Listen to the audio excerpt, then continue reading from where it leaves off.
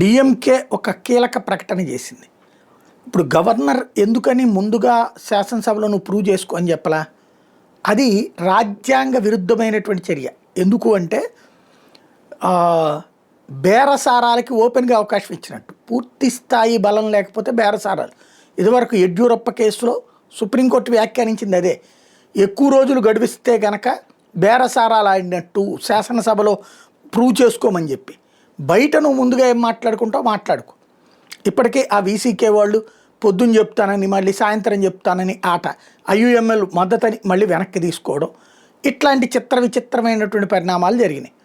ఇప్పుడు లేటెస్ట్ పరిస్థితి ఏంటంటే ఓ పక్కన దినకరన్కి సంబంధించినటువంటి అమ్మా మక్కల కచ్చినేది ఉంది దాని పేరు, ఆ పొద్దున మాట్లాడుకున్నాం. ఆ పార్టీ ఏఎంఎంకే పార్టీ వచ్చేటప్పటికి ఆ ఎమ్మెల్యేనేమో వీళ్ళకి సంతకం పెట్టాడు, కానీ అతని చేతన బ్లాక్మెయిల్ చేసి చేయించారు లేదా దొంగ కాగితాలు దొంగ సంతకం పెట్టారు అంటూ దినకరన్ గవర్నర్కి తమ పార్టీ మద్దతు ఇవ్వట్లేదు అని ప్రకటించేశాడు.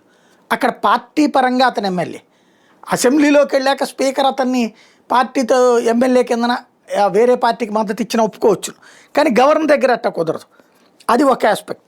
రెండోది వచ్చేటప్పటికి అంటే అది అందుకని నేను ఇవ్వలేదు అనుకుంటా. ఇంకా ఇంకొక వైపున బేరసారాలు నడుస్తున్నాయి కొంతమందితో అన్నటువంటి ప్రచారం నడుస్తూ ఉన్నటువంటి నేపథ్యంలో బీజేపీ ఎమ్మెల్యేకి 10 కోట్ల రూపాయలు ఇస్తామన్నటువంటి బేరం, అట్లాగే డిఎంకే వాళ్ళది కూడా బేరం. ఈ నేపథ్యంలో డిఎంకే క్లియర్ కట్ ప్రకటన చేసింది.